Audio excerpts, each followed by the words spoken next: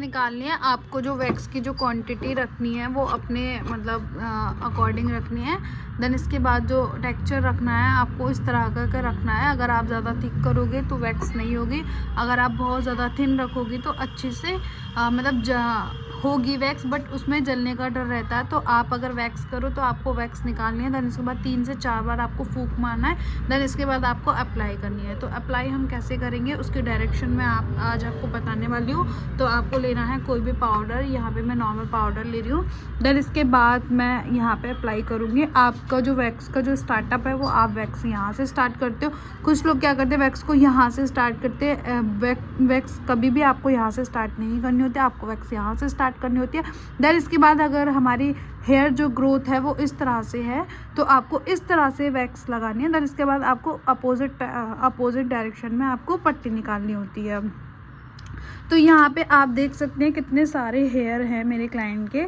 तो इनकी जो कुछ डायरेक्शन है वो ऐसे है, 1-2 डायरेक्शन, और बाकी जो डायरेक्शन है हमारे क्लाइंट की वो इस तरह से है, स्ट्रेट है। तो हम इस तरह से हम वैक्स लगाएंगे। देन इसके बाद अपोजिट हम निकालेंगे। वैक्स से क्या होता है हमारी टैनिंग भी रिमूव होती है और बाल जो होता है वो बिल्कुल जड़ से निकलता है। वैक्स से कभी भी एक्स्ट्रा हेयर नहीं आते, क्योंकि जो हमारे हार्मोन्स होते हैं वो हमारे स्किन के अंदर होते हैं, ना कि हमारे बाहर होते हैं। तो बहुत से लोग बोलते हैं कि वैक्स से या रेज़र से हमारे हेयर ग्रोथ ज़्यादा होता है, बट ऐसा कुछ भी नहीं होता।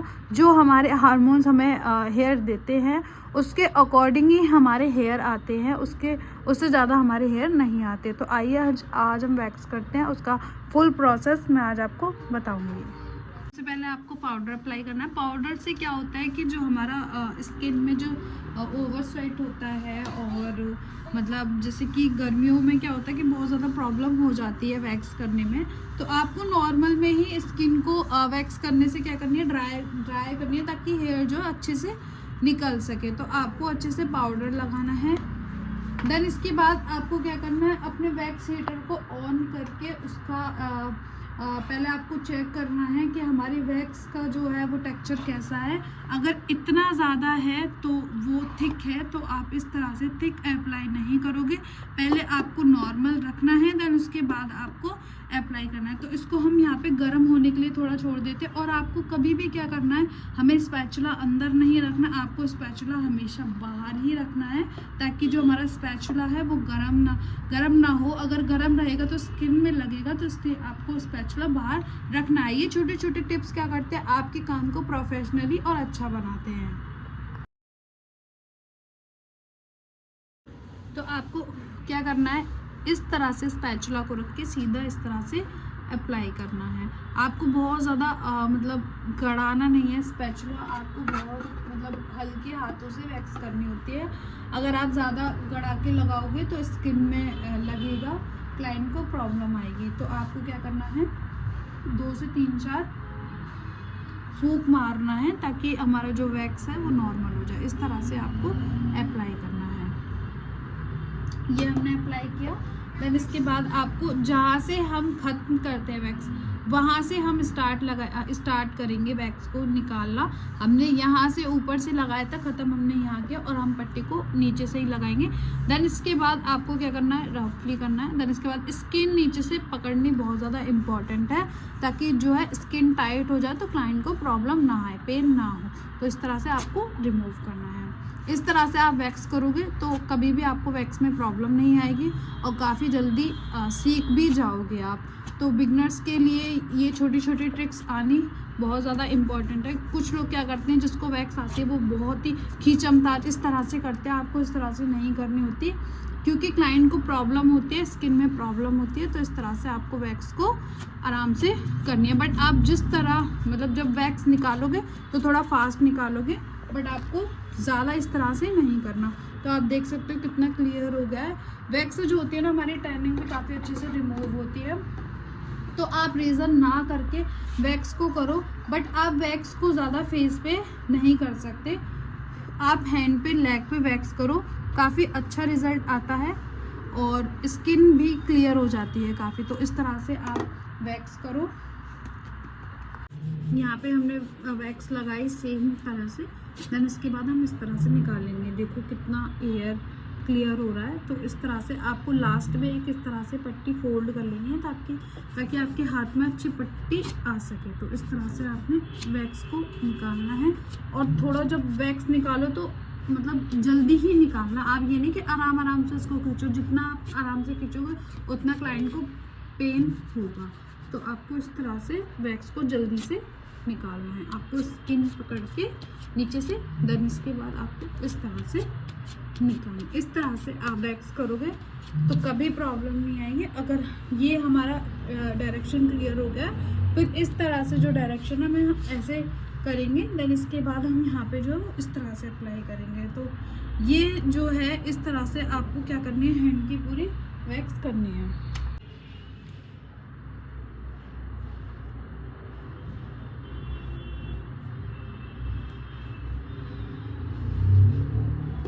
इस तरह से आपको डायरेक्शन में लगाना है। इस तरह से आप डायरेक्शन के अकॉर्डिंग वैक्स करते हो तो काफ़ी अच्छे से आपके हेयर रिमूव होते हैं।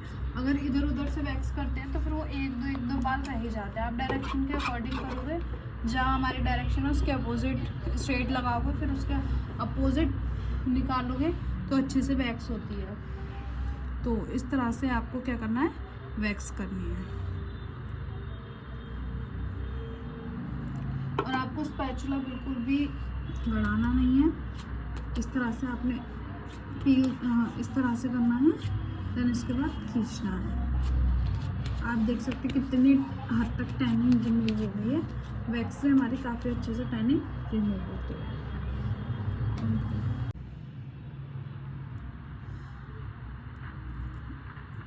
अगर हमारे हाथ के यहाँ के जो फिंगर्स के जो बाल रहते हैं वो रह जाते हैं बाद में, तो आप रिपीट टू रिपीट वैक्स ना करके थ्रेड से निकाल सकते हो। तो इस तरह से आपको फिंगर पे लगानी है, ज़्यादा मोटी लेयर नहीं लगानी है। आपको पूरे हैंड पे करनी है, जहाँ बाल हो वहाँ भी, जहाँ ना हो वहाँ भी, क्योंकि वैक्स से क्या होती है हमारी टैनिंग भी निकल जाती है। तो यहाँ पे हम फिंगर्स पे करेंगे अच्छे से, देन इसके बाद सेम इसी तरह से हम निकालेंगे वैक्स।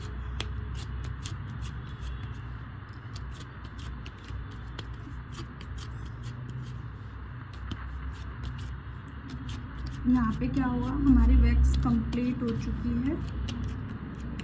कंप्लीट होने के बाद ये देख सकते हो, आपको लेना है एक इस तरह से स्प्रे बॉटल। देन इसके बाद आपको यहाँ से स्प्रे करना है, इस तरह से आपको स्प्रे करना है। देन इसके बाद यहाँ से क्लियर करना है, और आपको इस तरह से टैप करना है। आपको इस तरह से रगड़ना नहीं है, क्योंकि ऐसा होता है ना, स्किन हमारी रेड हो जाती है तो प्रॉब्लम आ सकती है। आपको हल्का हल्का इस तरह से टैप करना है। देन इसके बाद आपको कोई भी एक मॉइस्चराइज़र लगा देना है या जेल लगा देना है, ताकि स्किन में थोड़ा सा नॉर्मल हो जाए, क्योंकि जलन महसूस होती है तो वो चीज़ नहीं होगी। अप्लाई कर देना। ये है डॉक्टर राशिल का जेल। मुझे डॉक्टर राशिल के प्रोडक्ट पर्सनली बहुत ज़्यादा पसंद है। तो आपको इस तरह से थोड़ी सी मसाज देनी है ताकि स्किन नॉर्मल हो जाए। तो ये था हमारा फुल वैक्स का प्रोसेस। अगर किसी का मतलब कोई भी आपको कोई भी चीज़ सीखनी है तो मेरे को कमेंट कर सकते हैं, तो मैं वो आपके लिए वीडियो ज़रूर लाऊंगी।